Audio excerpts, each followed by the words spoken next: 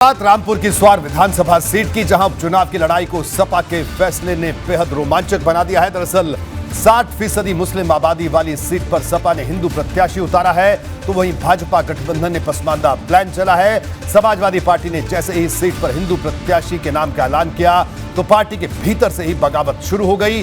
कई मौकों पर नाराजगी जाहिर कर चुके मशकूर अहमद मुन्ना ने एक बार फिर पार्टी की नीतियों पर चुभने वाले सवाल उठाए।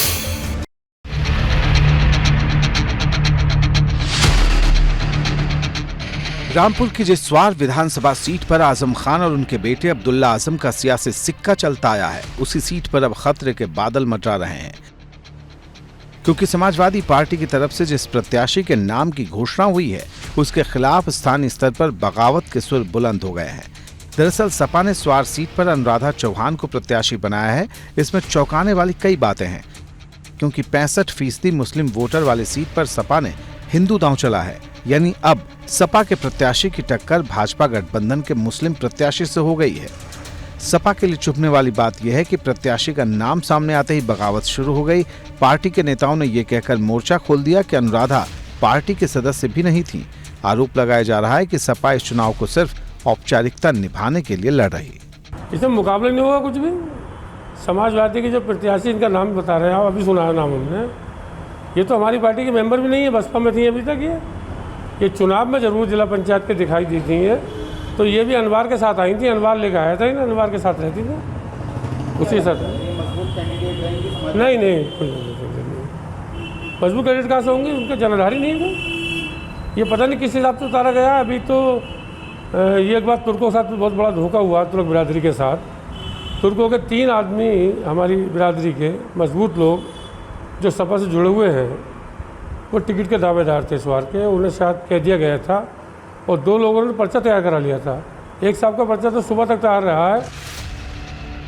स्वार सीट पर होने वाला उपचुनाव बहुत खास माना जा रहा, क्योंकि इससे पहले 1 साल के भीतर रामपुर में 2 बार उपचुनाव हो चुके हैं, जिनमें दोनों ही बार सपा को हार का मुंह देखना पड़ा है। आजम खान ने जब संसद की सदस्यता से इस्तीफा दिया था, तब भी रामपुर में उपचुनाव हुए थे। तब भाजपा के घनश्याम लोधी ने सपा के आसिम राजा को हराया था। उसके बाद आजम खान की खाली हुई विधानसभा सीट पर उपचुनाव हुआ, तब भाजपा के आकाश सक्सेना ने आसिम राजा को हराया। और ये तीसरी बार है जब रामपुर में उपचुनाव होने वाला है। यानी लड़ाई नाक की है, और समाजवादी पार्टी के सामने मुश्किल यह है कि वो इस चुनाव को कैसे जीतेगी, क्योंकि पार्टी के कई नेता सिर उठाकर विरोध में सामने आ चुके हैं। नहीं, उसके साथ भी मजाक की है जिसे लड़ा रहे प्रत्याशी को।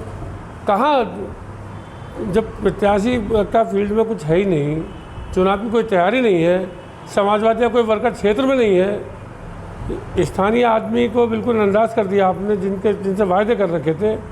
और चौहान वोट तो भाजपा का वोट रहा है, हमेशा से रहा है।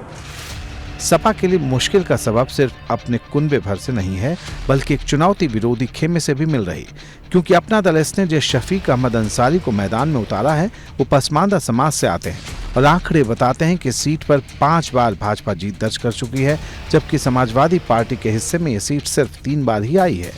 हम तो यही कह रहे थे कि अभी सुप्रीम कोर्ट और उसमें चल रहा था अब्दुल्ला जी विधायक जी का, तो हम उसी का इंतजार कर रहे थे। आज हालांकि लास्ट था डेट, तो नामांकन हुआ है। नामांकन कर दिया? जी हाँ, कर दिया। देखिए, पहले की अपनी अलग वो रणनीति थी, इस बार अलग है।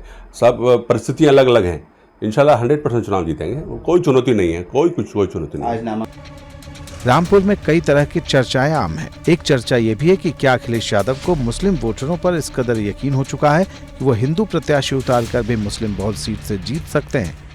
मैंने बताया कि भारतीय जनता पार्टी प्रत्येक उस प्रत्याशी को चुनाव के मैदान में उतारती है जो जीत की संभावना को प्रबल करता है, मुस्लिम हो चाहे हिंदू। इसलिए स्वार में भारतीय जनता पार्टी ने मुस्लिम समाज के प्रत्याशी के अंदर जीत की संभावना को देखा। और जैसा मैंने पहले कहा कि हमारी पार्टी धर्म जाति के बीच भेद नहीं करती है। स्वार उपचुनाव के जब नतीजे आएंगे तब आएंगे, इसके साथ ही तब कई संदेश भी आएंगे। और सबसे बड़ा संदेश ये होगा कि मुस्लिम वोटर के मन में समाजवादी पार्टी की जगह अभी कितनी बची है। Bureau report, ABP Ganga.